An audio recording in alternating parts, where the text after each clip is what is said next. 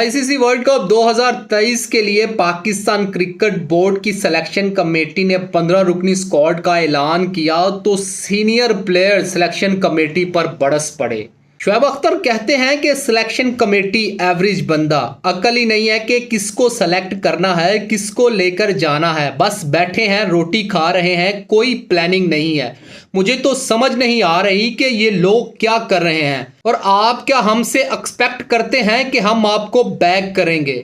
उसके बाद आते हैं मोहम्मद आसिफ जो कि कप्तान बाबर आजम पर बरस पड़े। वो कहते हैं कि I know Babar Azam is the best player in the world but he can not play my the single ball because he don't have the technique to play in the power player.